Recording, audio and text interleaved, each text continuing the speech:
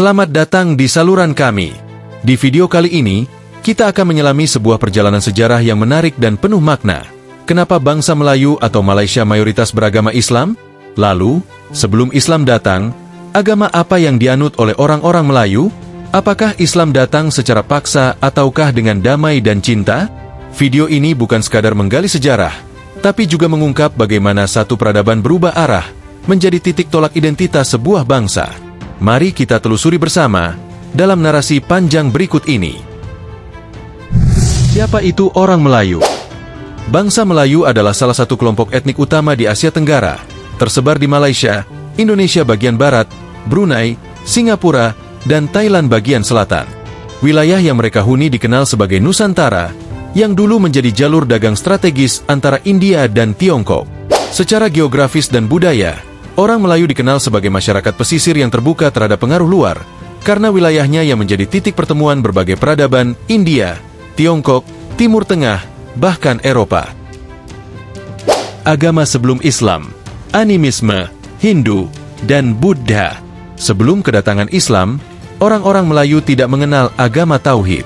Kepercayaan mereka sangat dipengaruhi oleh animisme, keyakinan bahwa segala sesuatu, termasuk batu, sungai, pohon, dan gunung, memiliki roh dan kekuatan gaib. Roh-roh ini dipercaya dapat mempengaruhi kehidupan manusia, sehingga banyak ritual dan sesajen dilakukan. Namun, pengaruh luar pun datang. Sekitar abad pertama Masehi hingga abad ke-13, kawasan Melayu mulai dipengaruhi oleh agama Hindu dan Buddha, terutama melalui jalur perdagangan dan hubungan dengan kerajaan-kerajaan besar India. Banyak kerajaan Melayu kuno yang menjadi kerajaan Hindu-Buddha, seperti Kerajaan Kedah Tua, Langkasuka, Srivijaya, hingga Majapahit yang berada di Pulau Jawa tetapi juga punya pengaruh di semenanjung Melayu. Candi, prasasti, dan peninggalan arkeologi lain menunjukkan bahwa ajaran Hindu-Buddha pernah menjadi bagian kuat dari kehidupan masyarakat Melayu. Bahkan sistem kasta pun sempat diperkenalkan di beberapa kerajaan. Namun, agama ini masih terpusat di kalangan bangsawan dan elit kerajaan. Awal masuknya Islam. Islam mulai masuk ke kawasan Melayu sekitar abad ke-12 hingga 13 Masehi. Namun proses penyebarannya tidaklah instan. Islam masuk melalui para pedagang Arab, Persia, dan India Muslim. Mereka datang berdagang rempah, kain, dan barang-barang berharga lainnya. Tapi mereka tidak hanya membawa barang, mereka juga membawa kepercayaan, nilai-nilai, dan budaya Islam. Yang menarik, Islam tidak datang dengan pedang, tapi dengan akhlak, keteladanan, dan pendekatan damai. Para pedagang Muslim menunjukkan kejujuran dalam berdagang, adil dalam bertransaksi, dan sopan dalam berbicara. Hal inilah yang membuat penduduk setempat tertarik dan perlahan-lahan menerima ajaran Islam. Islam diadopsi para penguasa. Salah satu kunci penting kenapa Islam menyebar cepat di dunia Melayu adalah karena para penguasa kerajaan mulai masuk Islam dan menjadikannya agama resmi kerajaan.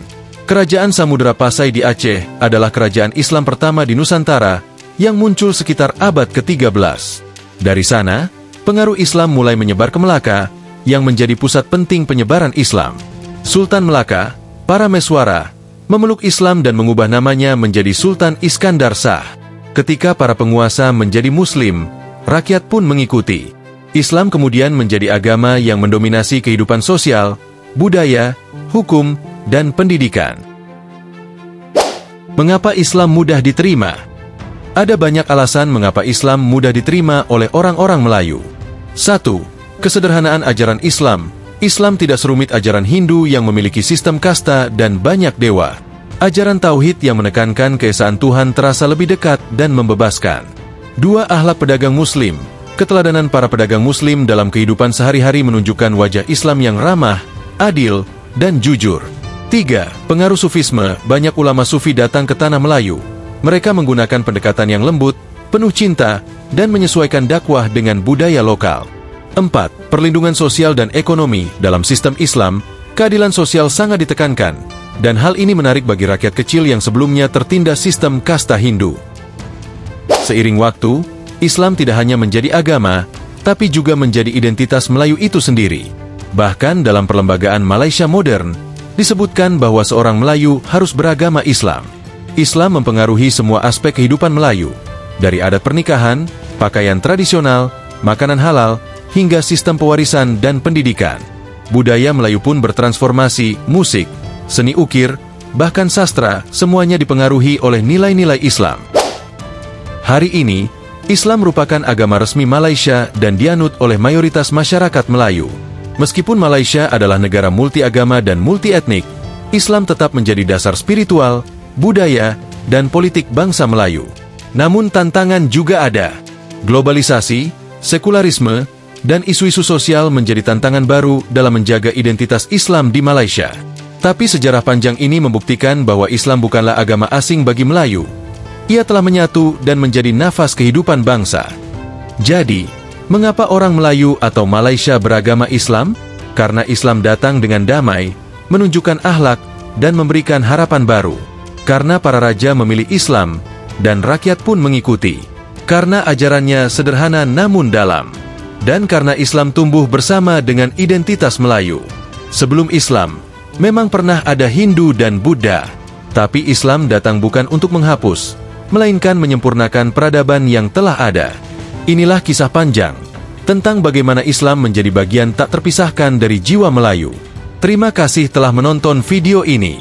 Jangan lupa like, komentar, dan subscribe untuk kisah-kisah sejarah lainnya.